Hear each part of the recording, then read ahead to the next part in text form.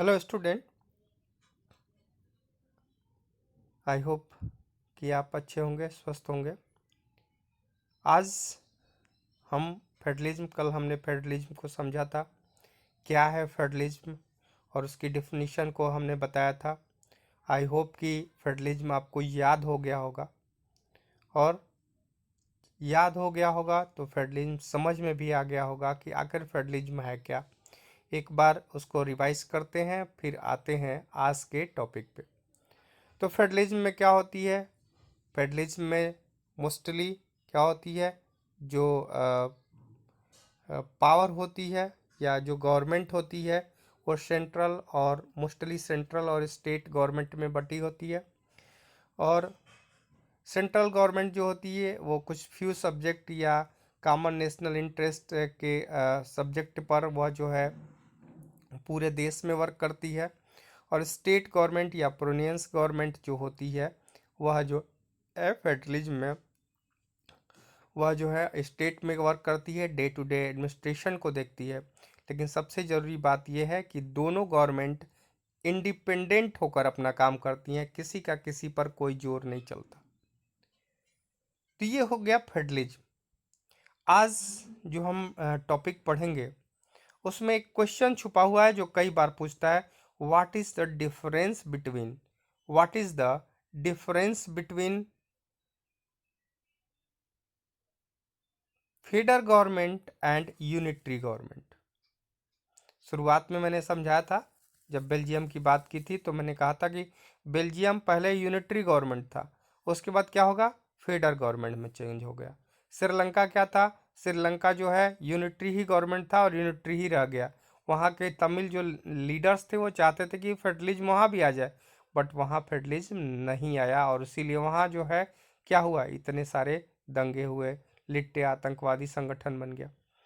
तो यहाँ पर हम बात करेंगे कि आखिर डिफरेंस क्या है यूनिटरी गवर्नमेंट और फेडरल गवर्नमेंट में। तो क्वेश्चन लिखिए, what is the different between what is the different between federal government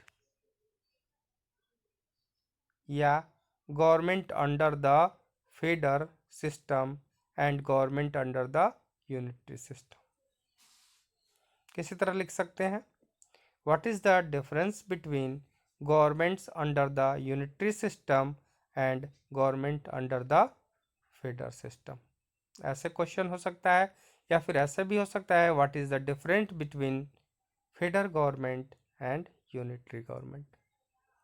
ठीक है, इसी को आज समझेंगे।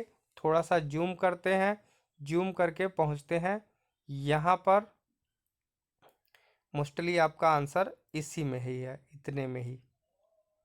ठीक है, बट आपको अपने माइंड से इसको बढ़ाना होगा। आंसर जब लिखेंगे कि आंसर 3 नंबर का है, आंसर 3 मार्क्स का है या 5 मार्क्स का है, अगर इस तरह के क्वेश्चन आएंगे उस हिसाब से आपको उतने पॉइंट में इसको जो है क्या करना होगा, थोड़ा सा अपना माइंड से क्वेश्चन आंसर बना के, लाइंस बना के लिखना होगा, और इसको 120 वर्ड में ले जाना है अगर 5 नंबर का है, और इसी तरह 80 वर्ड के अप्रॉक्सीमेट हम जो है 3 मार्क्स में ले जाएंगे। तो यहाँ पर थोड़ा सा समझते हैं। कहता है federation, federations are contrast with the unitary government. Federation क्या है, इस अर्थ में जो फेडरेशन है वह जो है यूनिटरी गवर्नमेंट के ठीक जो है क्या है, कंट्रास्ट है, यानी उल्टा है। कंट्रास्ट मतलब उल्टा है। अंडर द यूनिटरी सिस्टम, अब यहीं से लिखना है, under the unitary system either there is only one level of government, under the unitary system under the unitary system either there is only one level of government or the sub unit are subordinate to the central government। Unitary government का यहाँ से यहाँ तक आपको मिल गया।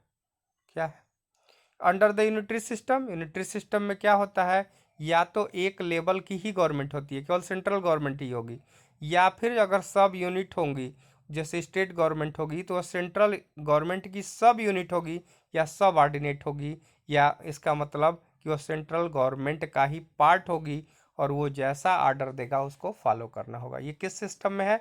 Unitary system में। The central government can pass an order to the provincial to the local government। Central government इनको order भी पास कर सकता है, किसको? लोकल गवर्नमेंट और क्या किसको? प्रोविंशियल यानी स्टेट गवर्नमेंट को। ये आर का मतलब यहाँ ये मत समझिएगा कि लोकल गवर्नमेंट ही प्रोविंशियल है। वो आर कह रहा है, बात में आर आ रहा है कि स्टेट गवर्नमेंट को या तो लोकल गवर्नमेंट को, दोनों को ऑर्डर पास कर सकता है। अब आते हैं दूसरे में, but in a federal system क्या है? The central government can not order to the state government. Central government state government को किसी तरह का ऑर्डर पास नहीं कर सकता। टू डू समथिंग, किसी भी काम करने के लिए सेंट्रल गवर्नमेंट स्टेट गवर्नमेंट को ऑर्डर पास नहीं कर सकता। जैसे हमारे यहाँ क्या है? हमारे यहाँ फेडरेशन है, फेडरल सिस्टम है। तो जब फेडरलिज्म है तो ऐसा नहीं है कि अगर हमारे यहाँ जो है अगर कोई दूसरी पार्टी का, अगर स्टेट गवर्नमेंट में किसी भी पार्टी का या दूसरी पार्टी का कोई मुख्यमंत्री है तो सेंट्रल गवर्नमेंट में प्रधानमंत्री है, तो प्रधानमंत्री मुख्यमंत्री को ऑर्डर नहीं कर सकते कि तुमको यही काम करना है। वो कहेगा मेरा मन, मैं करूँगा चाहे नहीं करूँगा, क्योंकि फेडरलिज्म में मैं आपकी ऑर्डर को मानने के लिए बाध्य नहीं हूँ। ठीक है, मैं फोर्स नहीं हूँ। State government has power of its own for which it is not answerable to the central government. State government के पास अपनी पावर होती है और यह किसी तरह से सेंट्रल गवर्नमेंट के लिए आंसरेबल नहीं होता है। But these government are separately answerable to the people. ये जरा समझने वाली है। But both these government are separately answerable to the people. लेकिन दोनों गवर्नमेंट पीपल के लिए आंसरेबल होते हैं, पीपल के लिए जवाबदेह होते हैं। उनको अपने हर काम का लेखा जोखा पीपल्स को देना पड़ेगा।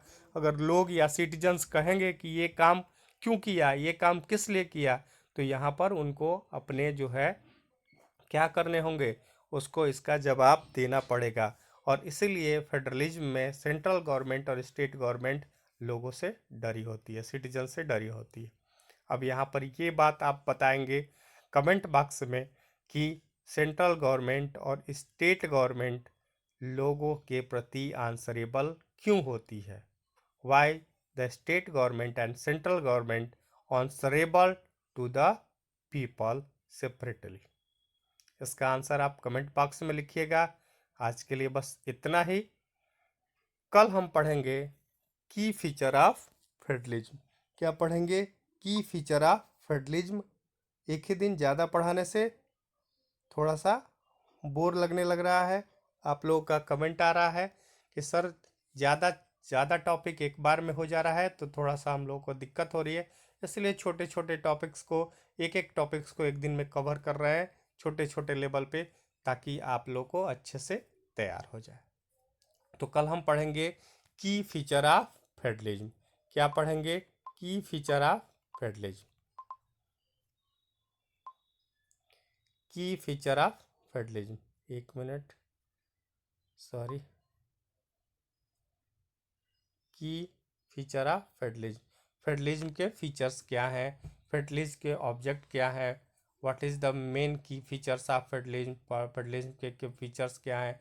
इस तरह के क्वेश्चन जो है बोर्ड में आए हैं, आप इसको देख लीजिएगा, समझ लीजिएगा।